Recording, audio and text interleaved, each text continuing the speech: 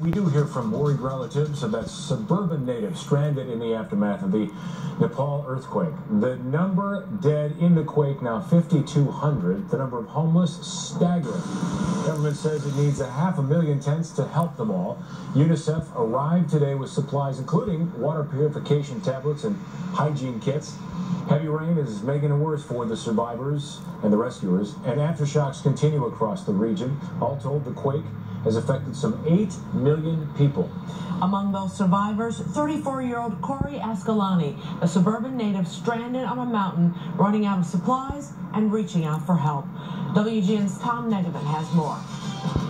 A story new at 9 and extremely time-sensitive, Mark and Micah. We've reported very extensively on the climbers trapped on Everest, the desperate plight of the Nepalese people, and the international relief effort that's been underway since Saturday.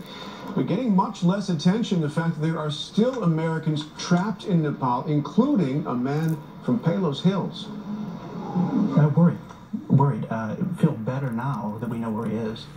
For the first 2 days, we didn't have any word at all.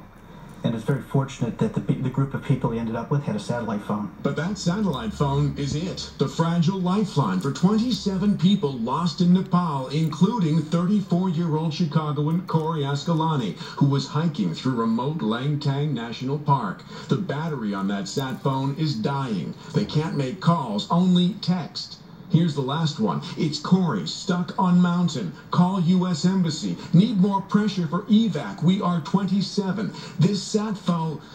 And the message abruptly ends. What family wouldn't be panicked? Corey's not hurt, but he is stuck, trapped by avalanches and aftershocks. The path to safety obliterated by the 7.8 magnitude earthquake that struck just as he was beginning his hike on Saturday. Guides with these people too, so my brother hired a guide, and if the guides are telling them, we need to stay here, it's pretty serious. Here's a photo of the missing 27 from 9 different countries taken after the quake, spirits high as they gathered at a remote mountain tea house awaiting rescue. But 5 days later, food and water are running out, and the elements are taking their toll. Since that photo, some of the hikers have been rescued, the injured along with some Spanish and Israeli nationals as their countries arrange airlifts. But so far, not the Americans, which worries their families back home more than a little. Damon Ascolani puts on a brave face, but he fears for his brother, trapped on the side of a mountain where aftershocks were changing the landscape as recently as yesterday. And he's very worried about that satellite phone. It's low on battery, so they've asked us not to text unless we have solid information. And when they text out, everybody who texts out, it says universally, all the countries, please pressure the embassies and the government to help us. Because I think they're fine for the moment, but as time goes on, it's been a while, that things will start to get pretty critical.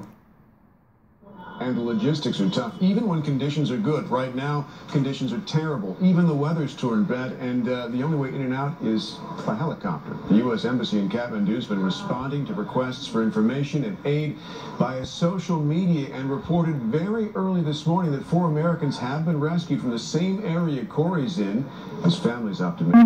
His turn soon. Live in the newsroom, Tom Negavan, WGN News. Mark, back to you. I'm running out.